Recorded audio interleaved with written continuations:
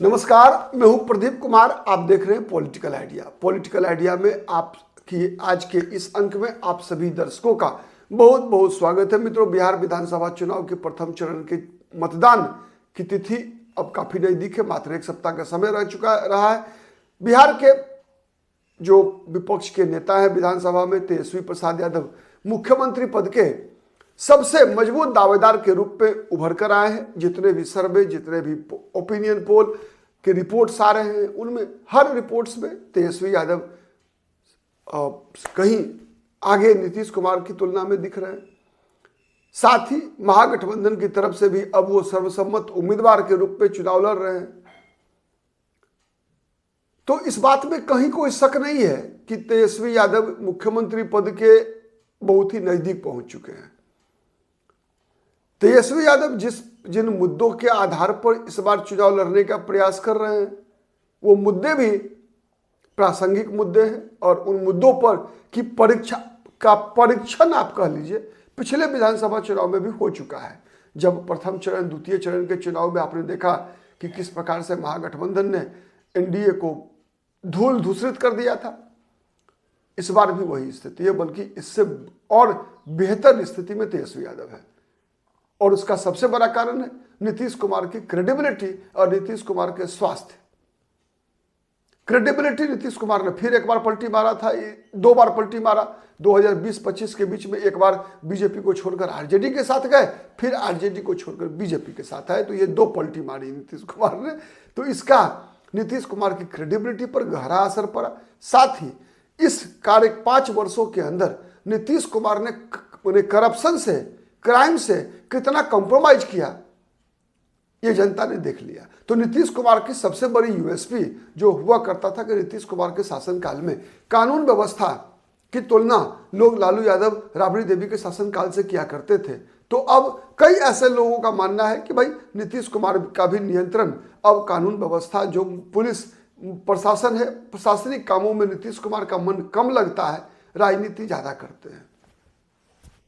तो ये नीतीश कुमार के खिलाफ जा रहा है। नीतीश कुमार के खिलाफ जा रहा है उनका मानसिक स्वास्थ्य। कई सार्वजनिक कार्यक्रमों में जिस प्रकार का नीतीश कुमार के द्वारा, मैं क्या कहूँ, मैं नहीं कह सकता क्योंकि इतने बड़े नेता हैं और इतने लंबे समय तक का कार्यकाल रहा है, लेकिन कई चीजें ऐसी हैं जो जब स्पष्ट दिखता है कि नीतीश कुमार मुख्यमंत्री पद की जिम्मेवारियों का निर्वहन कैसे करेंगे अगले 5 वर्ष, इस पर जोर संशय होता है। और ये संशय जो भी लोग नीतीश कुमार को देख रहे हैं, सबके मन के अंदर है कि नीतीश कुमार का स्वास्थ्य नीतीश कुमार के नियंत्रण में नहीं है।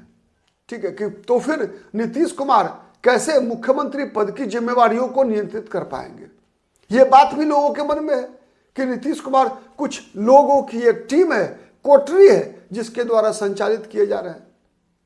नीतीश कुमार शासन नहीं चला रहे, बल्कि नीतीश कुमार के इर्द गिर्द रहने वाली एक छोटी टोली है जो शासन चला रही है, भूजा पार्टी है कोई।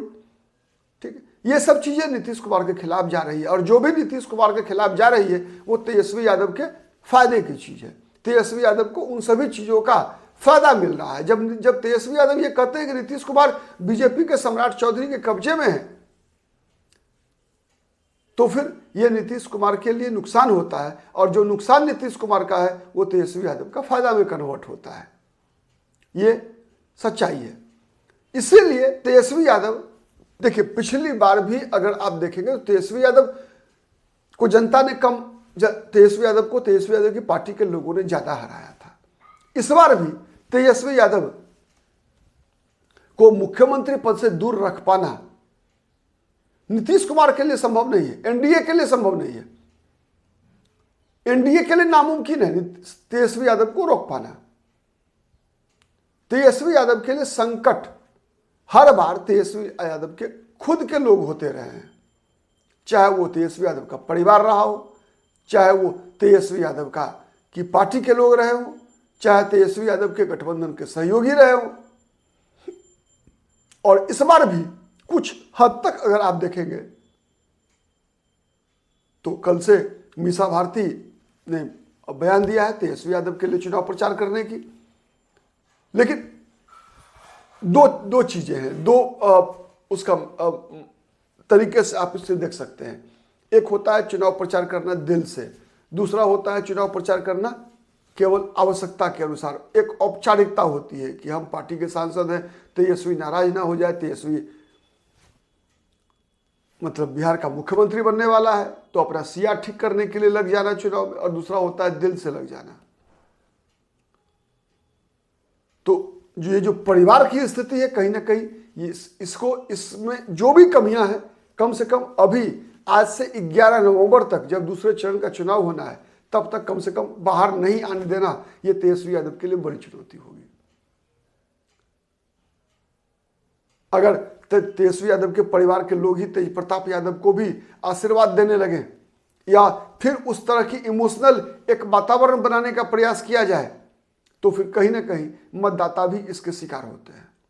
और मैं तो दावे से कहता हूं तेजस्वी यादव के जो मतदाता, सबसे बड़ी ताकत जो यादव जाति के लोग हैं, बहुत ही भावनात्मक लोग होते हैं।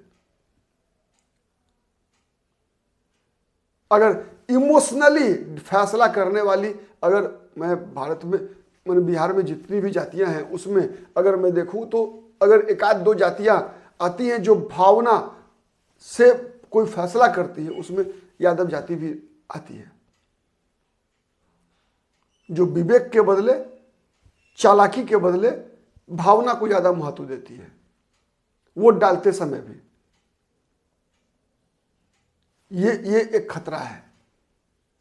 तो कहीं इसके मैंने ये इसलिए कह रहा हूं कि तेज प्रताप यादव को इसका लाभ मिलता हुआ दिख सकता है, और महुआ में अगर ये लाभ मिला तो आप अनुमान लगाइए कि अगल बगल के 4-5 विधानसभा सीटों पर भी इसका लाभ मिल सकता है। और लाभ तेज प्रताप को कितना मिलेगा कहना मुश्किल है, लेकिन नुकसान तेजस्वी यादव के उम्मीदवारों को हो सकता है। क्या होगा कि यादवों का वो कंसोलिडेशन तेजस्वी यादव के पक्ष में नहीं हो पाएगा, वो भावनात्मक जुड़ाव वो नहीं हो पाएगा यदि तेज प्रताप यादव अपनी बातें इस स्टाइल में रखते हैं कि लालू जी तो मेरे हैं, लालू जी मेरी पार्टी में भी आ सकते हैं, मतलब एक अलग लेवल पे इसको ले। क्योंकि आज भी वोट बैंक तेजस्वी यादव का नहीं है, वोट बैंक लालू यादव का है। तो इन चीजों से वहां दिक्कत है। पार्टी के अंदर भी, तेजस्वी यादव की पार्टी के अंदर भी कई विधानसभा सीटों पर ऐसे कई ताकतें हैं जो तेजस्वी यादव की पार्टी के उम्मीदवार को ही हराना चाहता है। उसका कारण क्या है कि इस बार जो तेजस्वी यादव ने एक अलग तरह का सोशल इंजीनियरिंग करने का प्रयास किया। कई विधानसभा क्षेत्रों में आप देखेंगे तेजस्वी यादव ने एक नया A to Z का फॉर्मूला को आगे बढ़ाने का प्रयास किया है। उदाहरण के लिए मैं बताऊं, कई ऐसे चेहरों को तेजस्वी यादव ने उम्मीदवार बनाया विधानसभा चुनाव में, जिनके खिलाफ या जिस समीकरण के खिलाफ तेजस्वी यादव को चुनाव में जीत मिलती रही है, आरजेडी को चुनाव राजनीतिक सफलताएं मिलती रही है। उदाहरण में बता रहा हूं, उदाहरण के लिए मुन्ना शुक्ला की पुत्री शिवानी शुक्ला। अब बताइए, लोकसभा चुनाव में मुन्ना शुक्ला लड़े आरजेडी की टिकट पर, क्या परिणाम हुआ था? सवाल ये उठता है कि क्या तेजस्वी यादव ने उससे सबक लिया? जो राजनीतिक परिस्थिति है बिहार की, इस परिस्थिति से आप इनकार नहीं कर सकते कि जिस पाले में मुन्ना शुक्ला होंगे, अगर मुन्ना शुक्ला आरजेडी के पाले में होंगे तो फिर मुन्ना शुक्ला की अपनी जाति के लोग भी उनका साथ छोड़ देते हैं, और मुन्ना शुक्ला को टिकट देने के कारण तेजस्वी यादव की जाति के लोग मुन्ना शुक्ला का साथ छोड़ देते हैं। सच है या गलत है बताइएगा आप, कि यदि लोकसभा चुनाव में पिछली बार जब मुन्ना शुक्ला लोकसभा का चुनाव लड़ रहे थे आरजेडी की टिकट पर, तो कई जगह ये सुनने को मिला उसी लोकसभा सारी लोकसभा क्षेत्र के अंदर ही कि कई मुन्ना शुक्ला की स्वजातीय लोगों ने मुन्ना शुक्ला को वोट इसलिए नहीं दिया कि मुन्ना शुक्ला आरजेडी की टिकट पर चुनाव लड़ रहे थे, और जहां जहां मुन्ना शुक्ला की स्वजातीय लोगों ने मुन्ना शुक्ला का समर्थन किया, वहां तेजस्वी यादव की जाति के लोगों ने मुन्ना शुक्ला को वोट नहीं दिया। तो तेजस्वी यादव को A to Z का फायदा क्या हुआ भाई?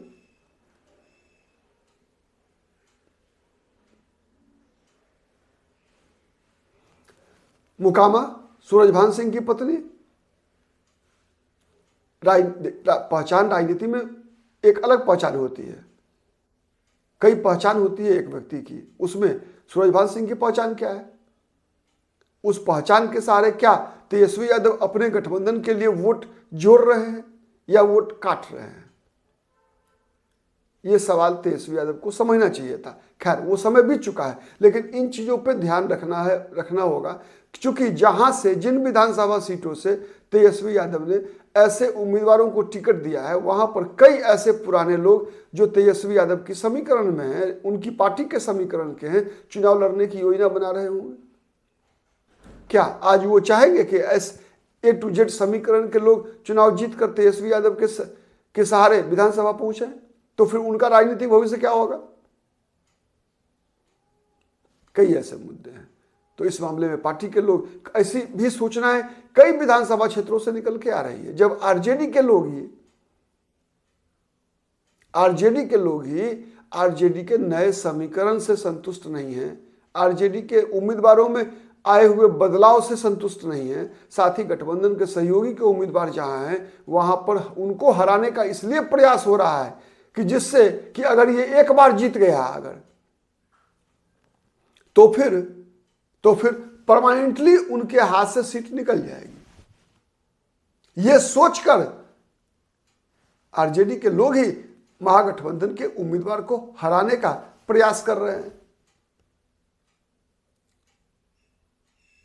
और वही हाल गठबंधन, उसका उल्टा गठबंधन के सहयोगी भी कर रहे हैं। जहां जहां उनकी ताकत है वो आरजेडी के उम्मीदवारों को इसलिए नहीं मदद कर रहे हैं जिससे कि अगर ये जीत गए तो फिर अगला चुनाव में उनका दरवाजा नहीं खुलेगा।